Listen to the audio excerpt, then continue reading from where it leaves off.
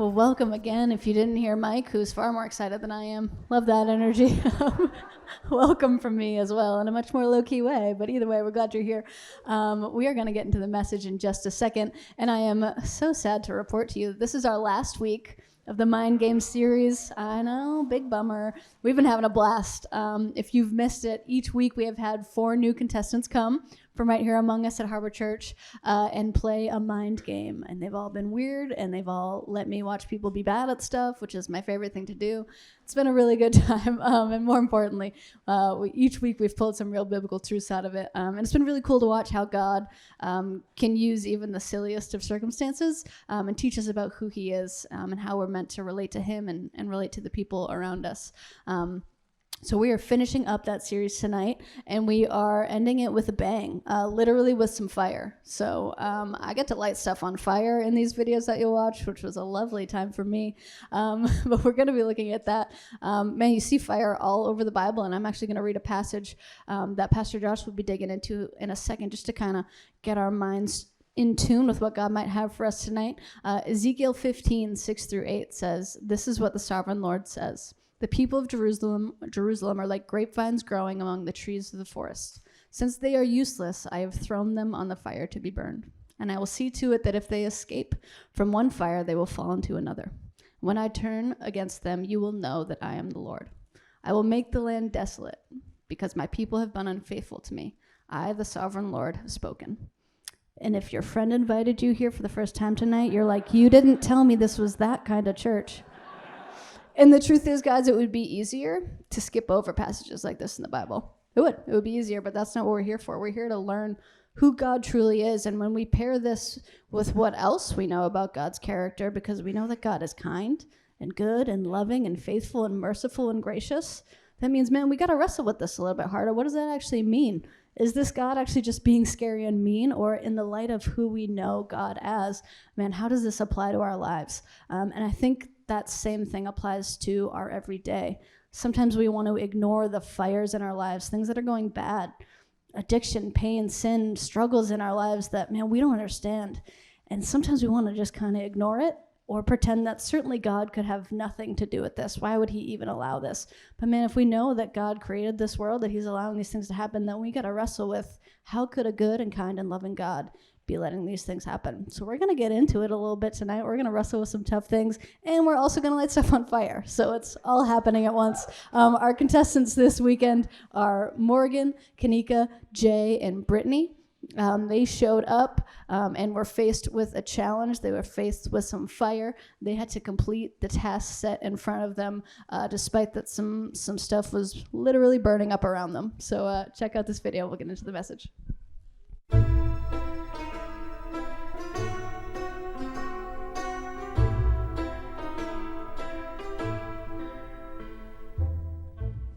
All right, welcome. Good morning. Good How morning. we doing? Welcome, Jay. Welcome. Thank you. Where am I stopping? Come on out, my friend.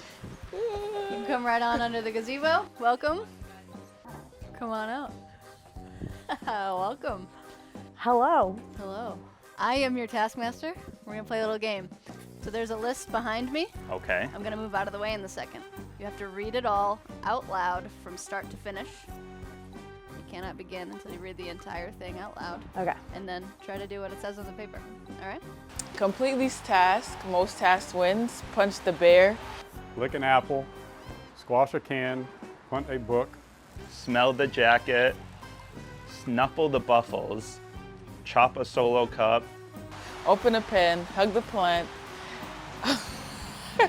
Headbutt the taskmaster nicely. You have 5 minutes. from when the fire is lit. Oh no.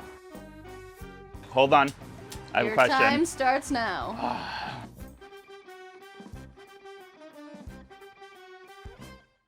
This is the last of this series, and I saved this one for this weekend because I loved the idea of trying to get something done, and yet the fire kind of going against us. And we gave all of our contestants, if you didn't quite understand the game, they had a list of just dumb stuff to do that was kind of nonsensical, but they were reading it, and by the time they got to the end, without even knowing it, them reading the end was when Katie lit the thing on fire. And I wanted to do that for you tonight. And then some of my advisors said that we'd set off the sprinklers. So just imagine it burning on fire. This idea of having a list of things, having stuff I want to do. I've got goals. I've got ideas, plans. And when it comes to life, much like this game, our spiritual life, our earthly time, the time limit, the couple minutes that they had, ours is whatever amount of years God gives me left on this planet. And then my task of things to do is different, yours and mine, and what you want to do, and the list that you have, and the hopes that you have, and the dreams that you have, and the goals that you have. Fine. Doesn't it always seem like something messes that up? Doesn't it always seem like as much as I'm ready to go with what I have, with these plans, there's a fire somewhere. There is, and by fire, it could be just about anything that gets in the way of you accomplishing your goals. Now, for each of us, that fire looks different. It's a struggle. It's an obstacle. It's a pain in the butt. It's an unexpected issue. It could be financial problems. It could be a broken heart. It could be a diagnosis from a doctor that you don't like. There's all kinds of fires, all kinds of struggles that get in the way of us completing the goals and the hopes that we have. So how do we deal with that? Better yet, why would God even allow that? Let me remind you of what it says in 1 Peter chapter 1, verse 6. Now, Peter talks about this quite a bit, this idea. In verse 6, he says, "Be truly glad. There's wonderful joy ahead, even though you must endure many trials for a little while." Okay, but here's the thing. I don't want trials. I hear you, Peter, but how do I avoid the trials? Can you give me a verse on that? How about if I don't like fires? How about if I don't want things to get in the way of my list? How about you give me the no struggle plan? Surely God would do that if he loves me, right? I mean, this is the way we think, and maybe you're not willing to admit this, but I know I've asked this. If God really loves me, then why would he let my list get lit on fire? If God really cared about me, why would this bad stuff in my life be happening? This is one of the most common questions I get. On that note, every one of you on your seat, you should have had this card. It's an orange and yellow card, and it literally says you asked for it. Now, this weekend is our final weekend of this series. I've got the next couple series written. I'm actually working on all of next year's, but I do want to, in the next couple months, I want to do a series called You Asked For It, where I specifically address the questions of the people here at Harbor.Church. So if you have a question that you would like, man, I'd love to hear a message preached on this. This is your chance to let me know. These cards are on your seat. You can put your name and contact information on the front. If you want to ask a question in anonymity and you don't want me to think you're weird for asking it, then leave it blank. That's fine. I promise you, I already think you're weird.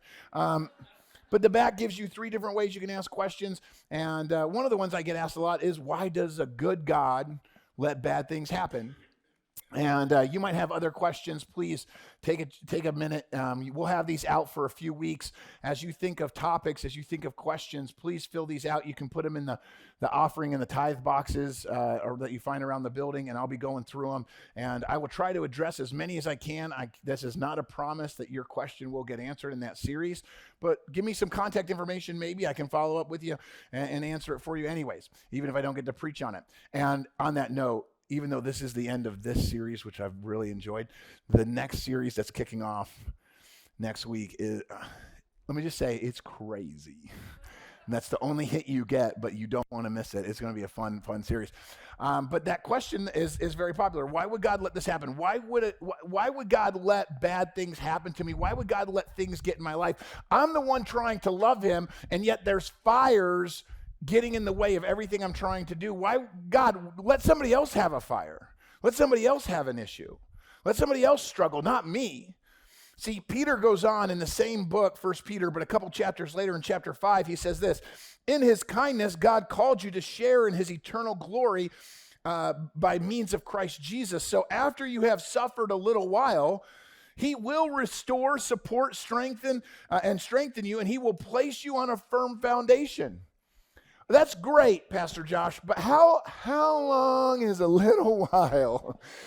Can we get back to that part? Because I feel like I've been struggling for years, decades.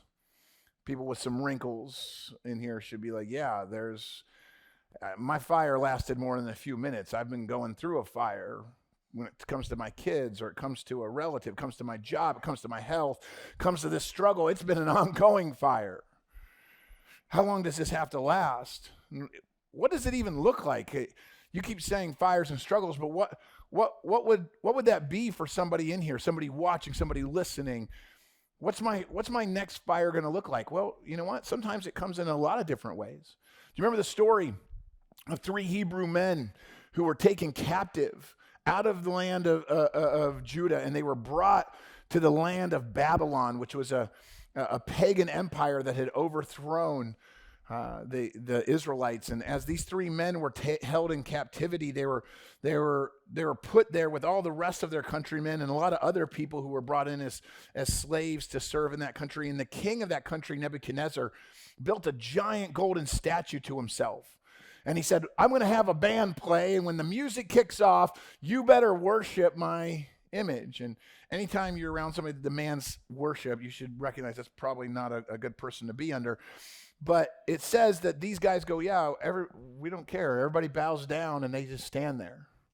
They refuse to do it. And the reward was this, Daniel chapter 3, verse 13. Nebuchadnezzar flew into a rage, and he ordered that Shadrach, Meshach, and Abednego, that's the guys I'm talking about, excuse me, that they be brought before him. And they were brought in, and Nebuchadnezzar said to them, boys, is it true? Is it really true, Shadrach, Meshach, and Abednego, that you refuse to serve my gods, to worship the gold statue that I have set up? I'm going to give you one more chance to bow down and to worship the statue that I've made for you when you hear the music. But if you refuse to do this, you will be thrown immediately into a blazing furnace. And then what God will be able to help rescue you from my power. Now, maybe you've never heard the story of Shadrach, Meshach, and Abednego in the fiery furnace. But their fire was a literal fire.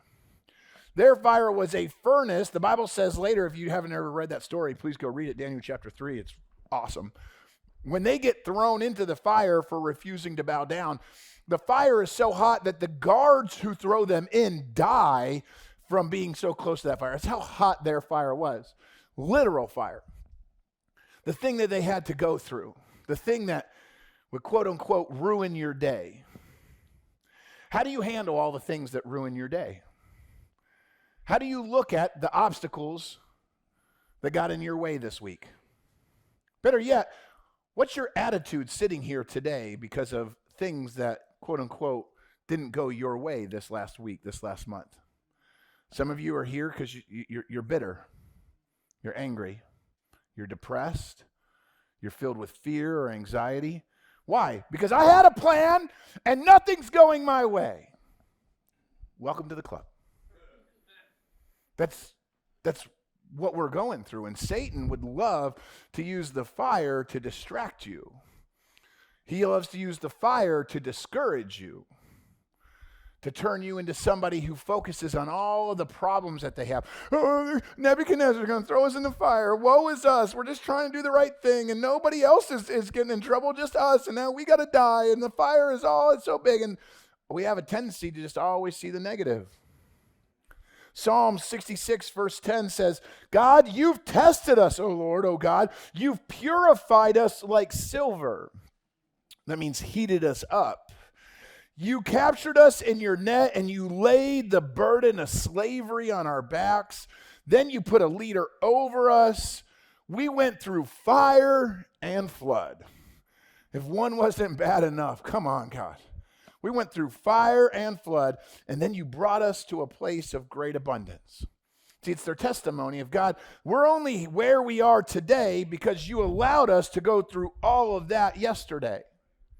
You got to understand, I love you enough that I'm gonna speak against everything that culture tries to put on you right now, okay? I only get a couple minutes to push back on what you've had 7 days or 7 days a week, 365 a year from this world.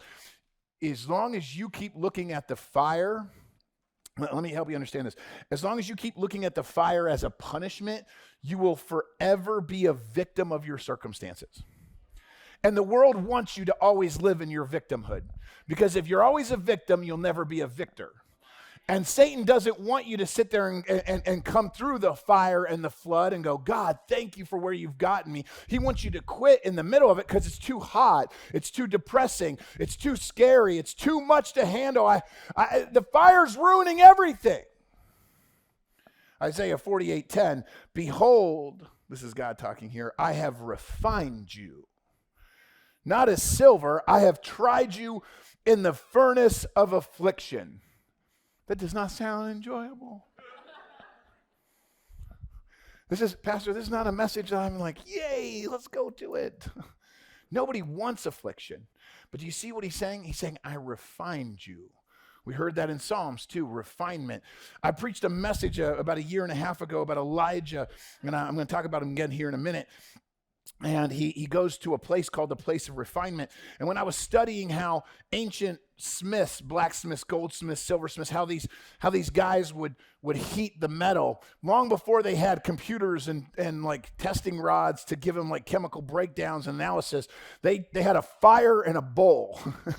And very primitive, they had to refine the gold, refine the silver. And I asked the guy, I said, hey, how would you do that back in the day? How would you know if it was good enough? And see, refinement is when you put the metal in and you heat it up, and the more the heat cooks it, the more the impurities that's in the gold or the impurities that's in the metal bubbles to the top. It's called dross. And as those impurities come to the top, they would scrape it off. And now what's left, although there's less of it there, it's a higher value. It's a higher carat gold. It's better because you've cooked the impurities out of it. And I said, how do you know when you've cooked it enough? How do you know when you've refined it enough? And you know what he said to me? He said, when you can look over and you can see your own reflection.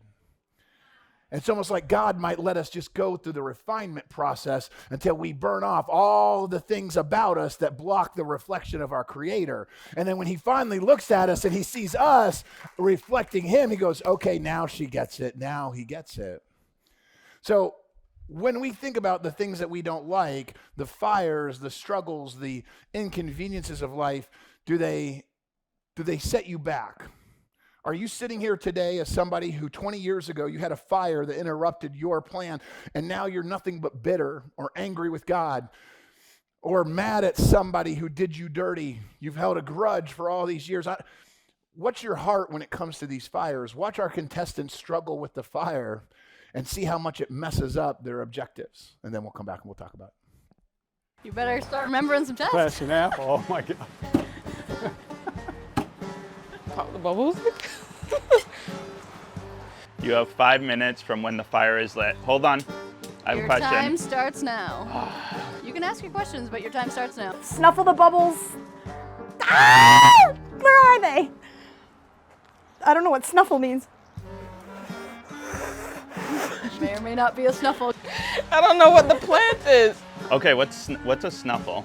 Like sniff? What's a snuffleupagus? Sniff? What do you think? Golly, I can't remember.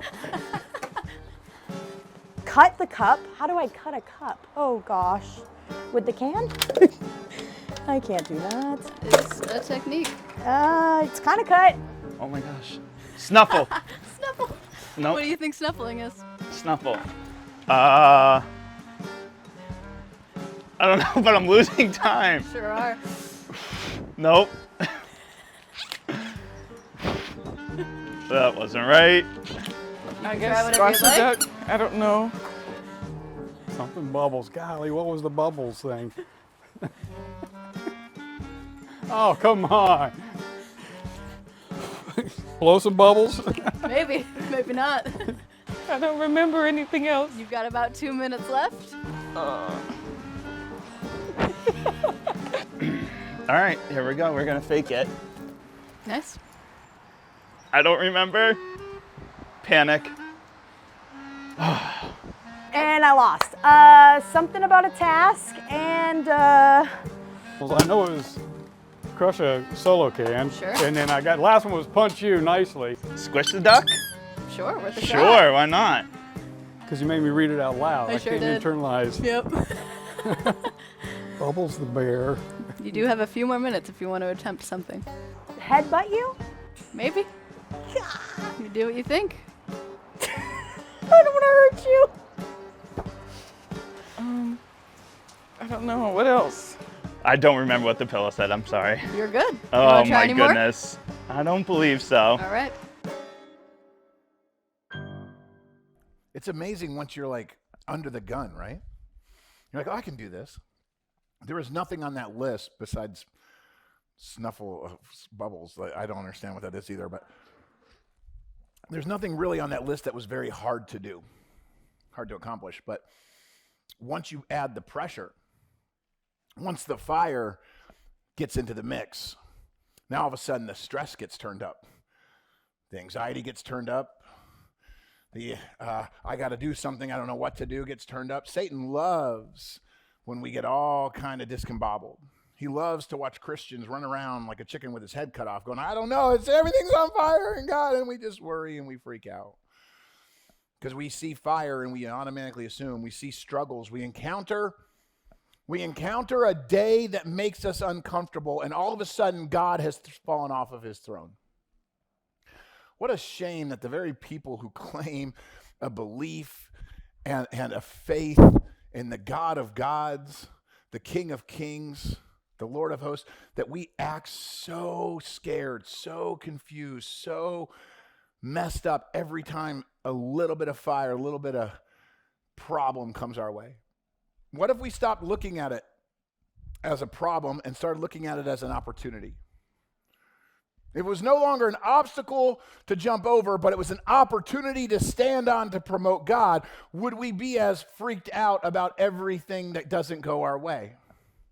What if every traffic jam wasn't meant to torment you, but maybe just give you a little bit more time thinking about who God is, or spending some time in your car worshiping before you get to work? What if everything your doctor says wasn't meant to scare you, but to point you back to the great physician? Do you understand what I'm saying? I don't think you are. Let me preach to you from 1 Kings chapter 18. In 1 Kings 18, the man of God, who is Elijah, he has told the king Ahab that him and his wife Jezebel, that they've led Israel into idol worship, and because of it, God will not let it rain. And so 3.5 years have gone by where there's been no rain. That's a severe drought. Everything is dying. The animals are dying. People are messed up because there's been no rain, all because of Ahab and Jezebel's sin and their willingness as king and queen to lead Israel away from God to worship Baal and Asherah. And Elijah finally appears before Ahab out in the wilderness, and it says, Ahab, when he saw him, he exclaimed, this is in verse 17 of 1 Kings 18, he said, so it's really you, you troublemaker of Israel? And Elijah replies, I have made no trouble for Israel. Listen here, buddy. You and your family are the troublemakers, for you refuse to obey the commands of the Lord and have worshiped the images of Baal instead. Don't you find it amazing that when people screw up and they start to suffer the consequences of their sin, they'll blame anybody but themselves? Now listen, you all just thought of somebody else. I'm talking about you. Every time, I can't believe it. They did it. You know, you're going through it because you did it. We love to blame other people.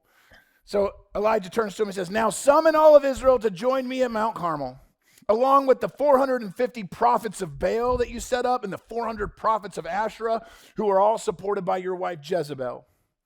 So Ahab summoned the people of Israel and the prophets to Mount Carmel. And Elijah, verse 21, he stood in front of them all and he said, how much longer, I love this question, how much longer will you waver, hobbling between two different opinions? If the Lord is God, then follow him. But if Baal is God, then follow him. Because I have to stay on this topic, I'm going to underpreach by about 50 messages this story. I got to come back to it because it's so awesome. But he's putting it out there to him. Hey, if you're going to serve God, serve God. And if you're going to worship what the rest of the world worships, then just do that. But Israel, you're called to be the children of God. You're called to be different and to not look like the rest of the world. But everywhere I look, you're worshiping the same gods all of them are. And the next words say, the people were completely silent. It's a shame how God's people tend to stand silent when the sin of the world is running rampant around them?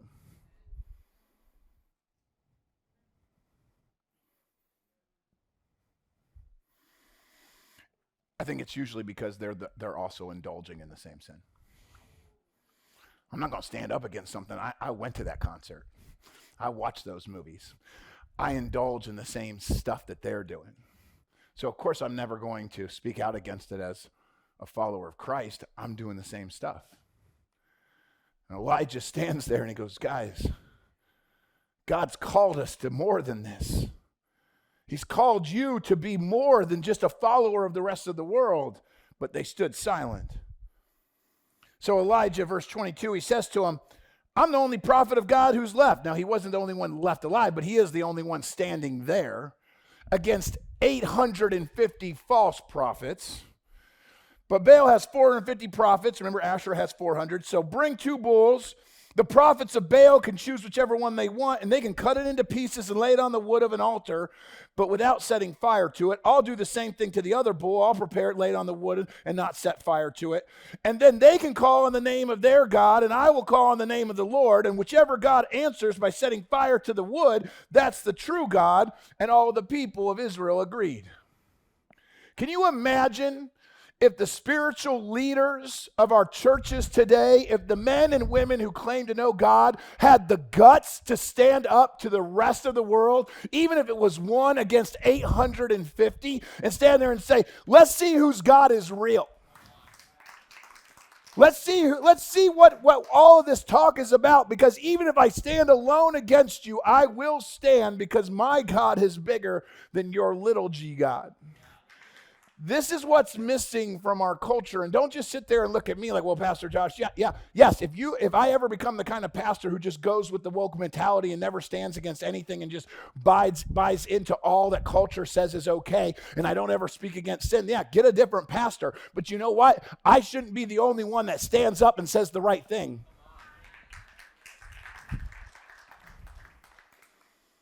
So they do it. They're like, okay, Elijah said to the prophets of Baal, you guys go first, verse 25. You guys, there's so many of you, you guys choose which of the bulls you want. You prepare it, you call on the name of your God, but don't set any fire to the wood. So those 850 guys, they picked out the bull they wanted, they placed it on the altar, they called on the name of Baal from morning until noontime, shouting, oh, Baal, answer us, Baal, answer us. But there was no reply of any kind. Then they danced to the point that they were hobbling around the altar that they had made. And about noontime, Elijah began mocking them. You guys are going to have to shout a little louder. Maybe your God can't hear you. For surely he is a God. Perhaps he's just daydreaming and not paying attention to you. Maybe your God doesn't realize that you're talking to him. Maybe he's relieving himself. He literally says, maybe your God's going to the bathroom. These are like old school burns, okay? Like, this is what it was like back in the age, okay? And he goes, you guys are just gonna have to shout louder. Maybe he's away on a trip, maybe he's asleep, and you just gotta wake him up. By the way, I read this and I'm like, I'm not gonna feel bad for making fun of stupid stuff anymore. Like, Elijah was allowed to mock the false doctrines. I think if it's ridiculous, then call it ridiculous. So they shouted louder. They just shouted louder and louder. And they followed their normal customs. They cut themselves with knives and swords until the blood gushed out. They raved all afternoon until the time of the evening sacrifice, but there was still no sound, no reply, no response. There's a little side note here. I see them get into self-mutilation. I see them get into extremism. I see these outlandish spectacles of these guys dancing around the fire with knives. These insane displays of erratic or chaotic or foolish and childish behavior. It may either be that it's just false worship or it's worshiping a false god. And see, this is what I think those of you that come from the Pentecostal movement, you're going to have to identify. We want to be crazy and fun, and sometimes you just start getting into extremism, and that doesn't worship God. And I'm not trying to hurt anybody's feelings. Don't worry. I'm going to preach the opposite here in a couple of weeks and piss off people on the other side too.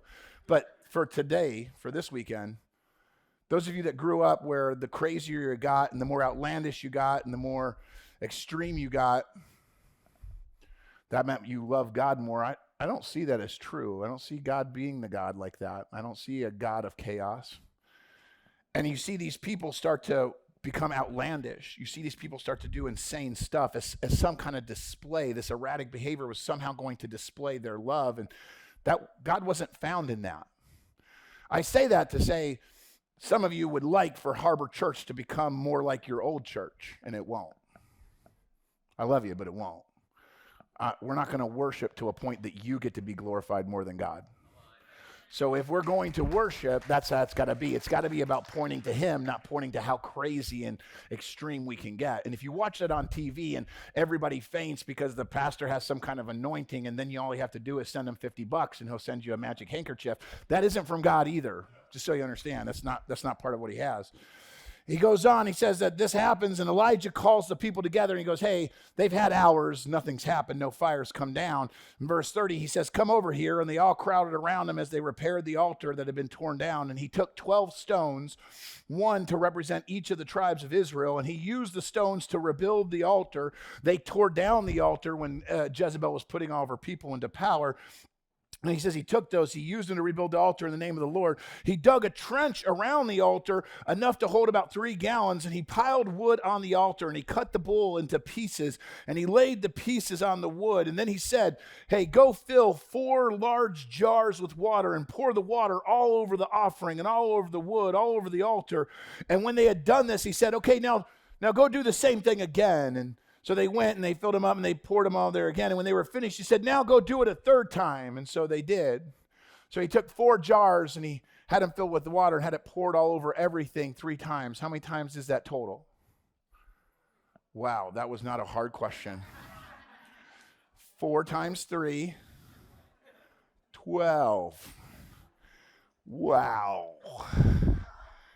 Okay, I thought that was an easy question. The reason that there is 12 rocks is what? There's 12 tribes of Israel, and now we have 12 different jugs of water being dumped on the fire.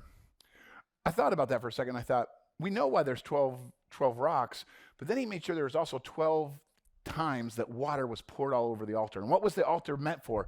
To be consumed with the fire of God.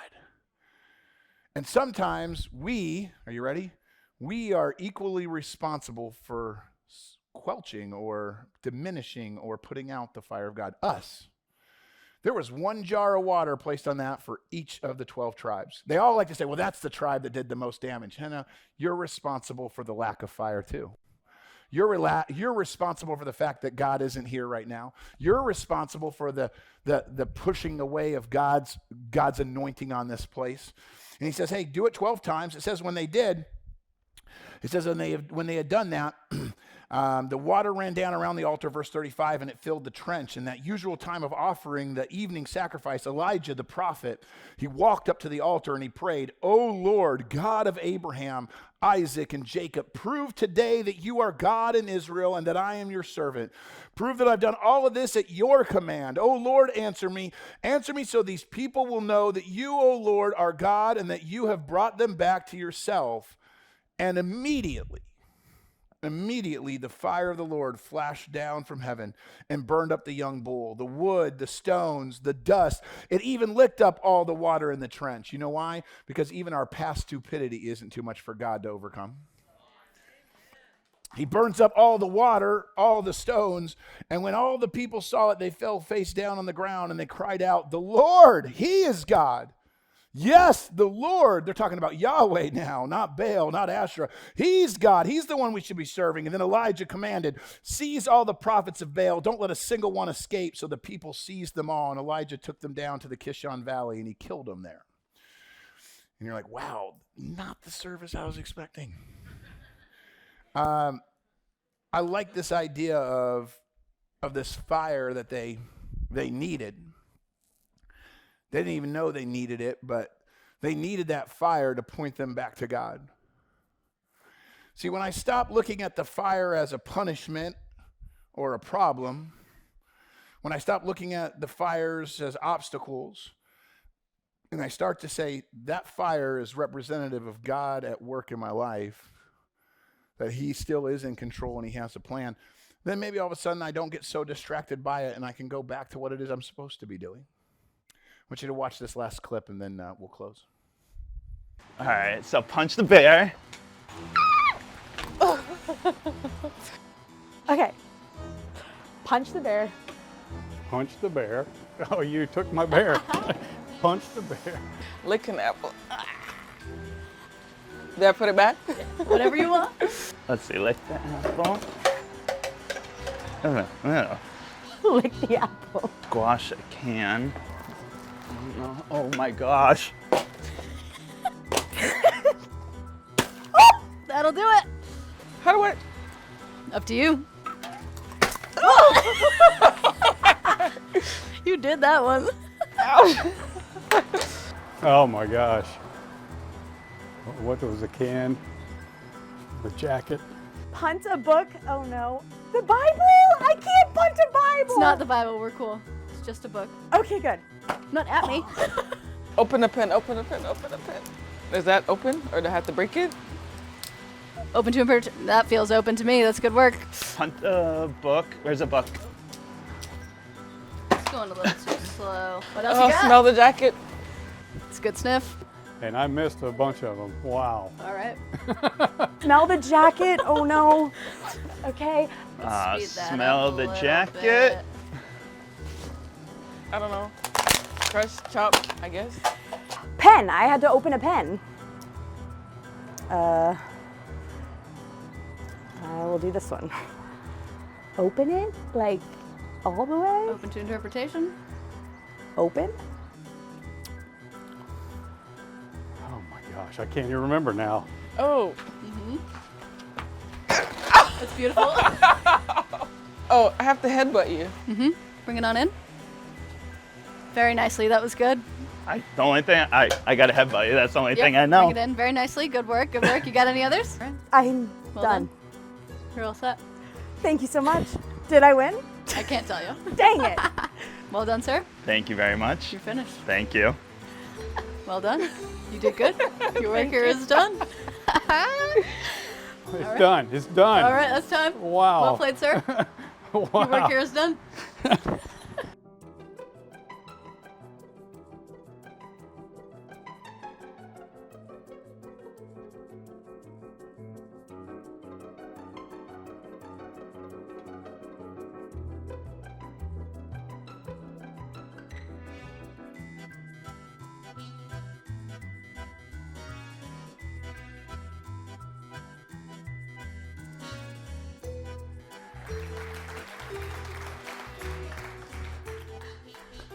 Why did you show us the winners now? Because we have a different video to show you at the end.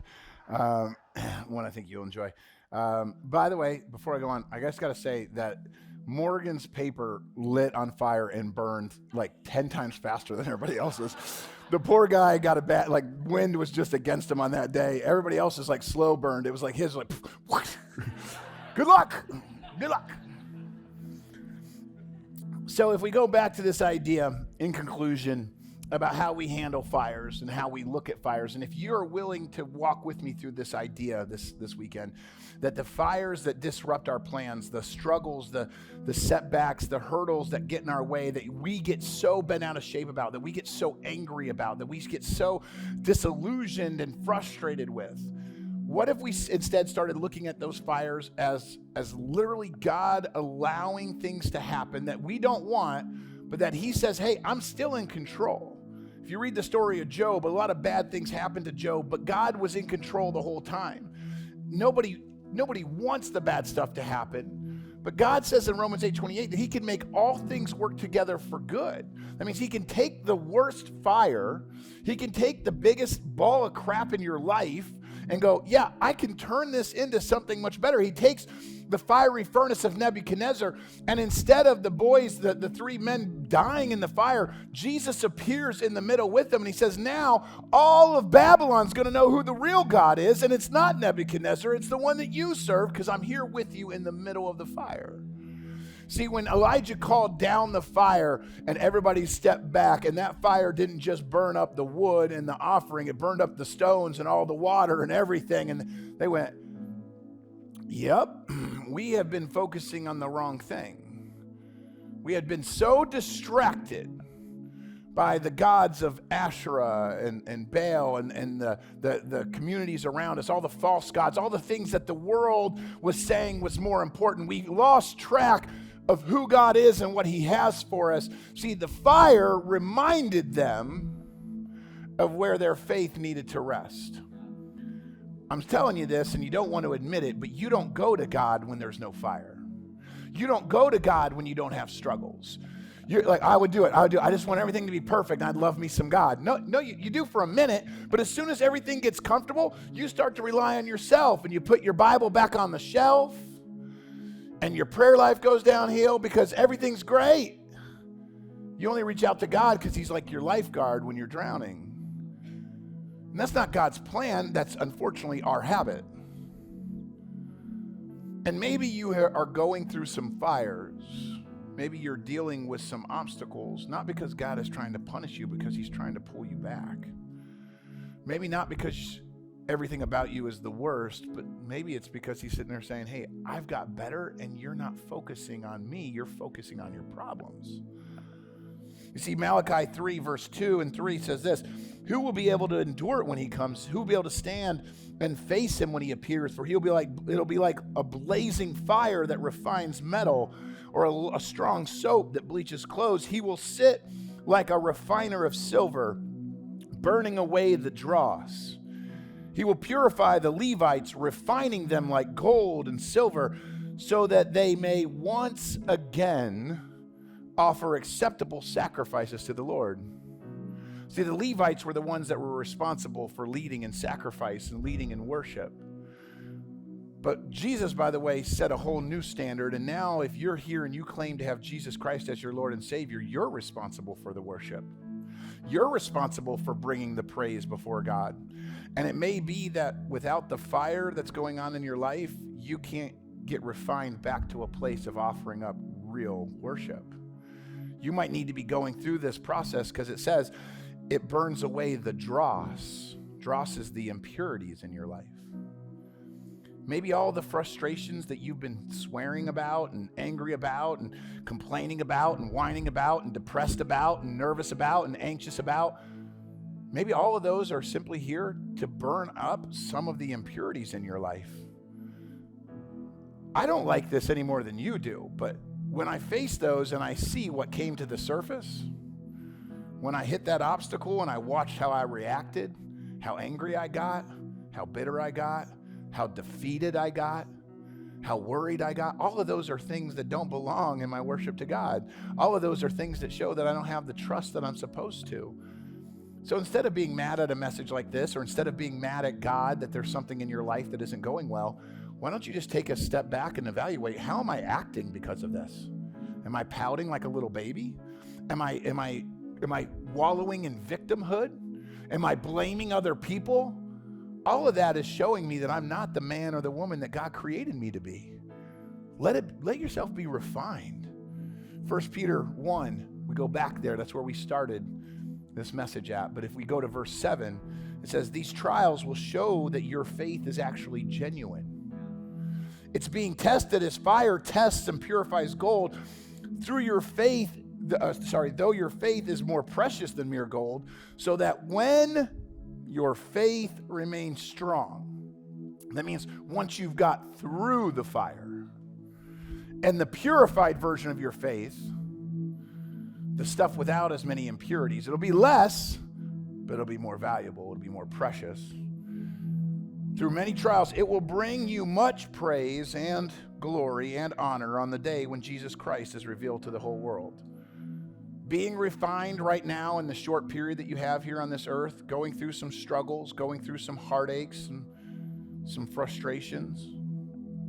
I know some of you, you're like, Pastor, you don't even have a clue how bad some of the fires have been for me. I don't, but I know God does.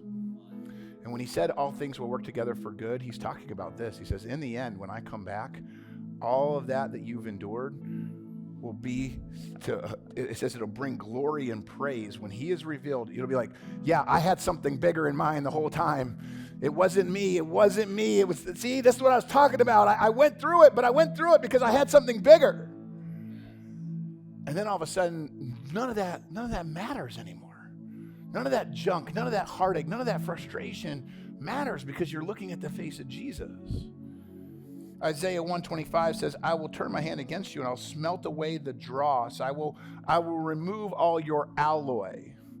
It's a weird phrase, right? It's him saying, I'm going to remove all the other things that you're relying on that have mixed in, that you're leaning on besides me. When I go through this, we will reveal that you were leaning on your job. You were finding your identity as a parent or as a boyfriend or a girlfriend. We'll reveal the fact that you were leaning on all of your pride, your ability, your brains. I will let you go through a fire because it will melt away all the false things that you have alloyed with, that you have mixed with, and we will get back to what it really is, which is you were created for a relationship with him, and without him, you are nothing. You're like, I don't really like that message. Well, that's the truth. I know the world tells you that you're enough by yourself, but you're not. You fall short of what you need because you don't have him, and when you have him, you have all that you need. Job 23:10, he knows the way that I take. He has tried me. I shall come out as gold. Would you do me a favor? Would you stand with me? I'm going to invite you into prayer. So if you would, stand quietly and then close your eyes right where you stand. Take a moment and just have a conversation between you and God. And let me read this verse out loud to you. As you stand there talking to God, hear Psalms 105, verse 3. Exalt in his holy name. Rejoice, you who worship the Lord. Verse 4 says, search for the Lord and for his strength. Continually seek him. And verse 5 says, remember the wonders that he has performed, his miracles and the rulings he has given. Sometimes the fire forces us to stop thinking about the list and simply do our best to remember. When you worship the Lord, part of your worship should be remembering the wonders that he has, the miracles he has performed. How about in the quiet of this moment, you just stand there and you remember, not all the things that you don't like, but remember all the good that God has allowed in your life. The friendships, the families, the fact that you have arms and legs and eyesight, the fact that God has allowed you to experience, even some of the negative things that you've experienced, God has still got you through it. You're still here. You got a little singed, but man, how much better to be on this side of that fire. And you can say, yeah, I know that I'm a stronger person because I went through that. How about standing here today and say, God, I'm sorry for all the complaining, all the whining, all the bitterness that I had because of the fires. And today, Lord, I want to change and I just want to thank you. I want to remember that you're good. I don't want to live in victimhood anymore, Lord God.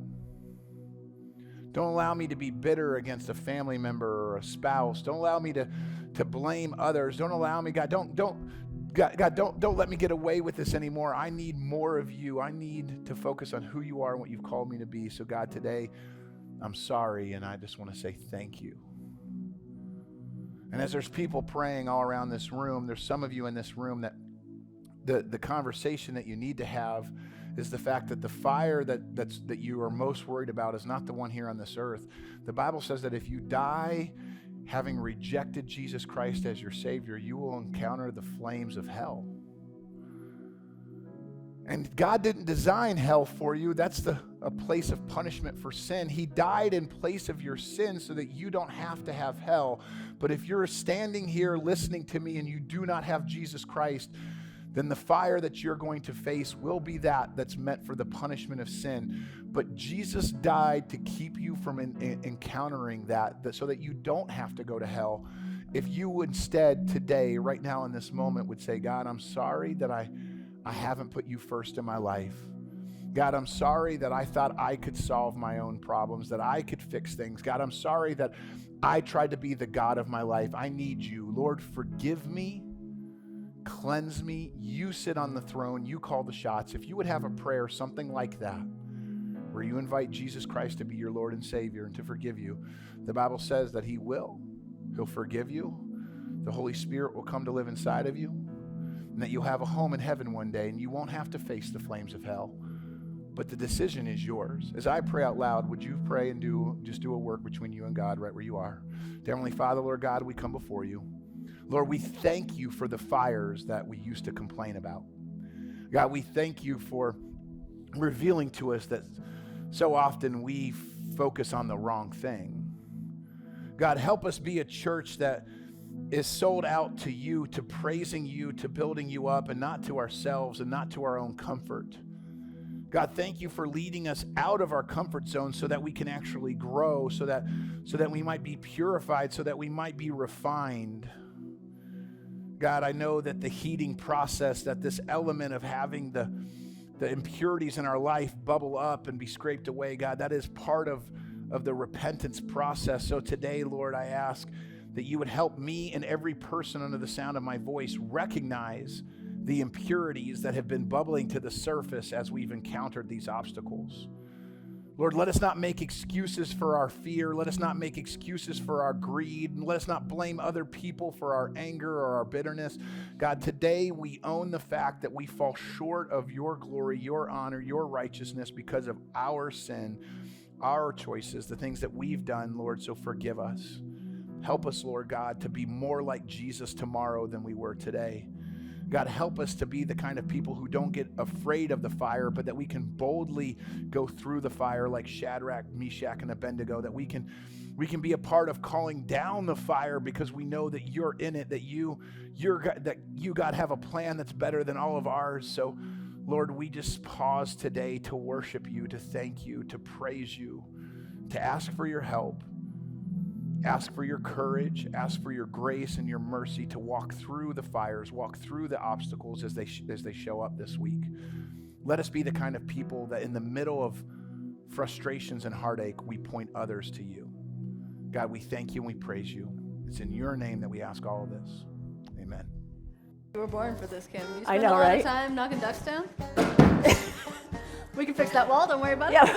Oh my gosh. Is the password A? A isn't a word. Yes, it is. Try not to kick it in Bobby's face, but if you do, make it good. So, if you had time, would you have gone to the beach today? Yes. There you go. But unfortunately, you're here, huh? Yes. Oh, other way. You're going in the arm right now. There we go. This isn't part of the task, so you can't lose this. But if you could, you just would have. I'm gonna punch your roommate very soon. That's no problem. Perfectly legal. Nothing about that in the clue. You have fair skin. No, I can paint. Anything you want, girl. We got mad mediums. Let me tell you, the suit does not help with the heat. I am a human puddle inside of this thing. That's good. Love that for you. Yep. Hope the bear doesn't catch on fire. Oh, that would be bad.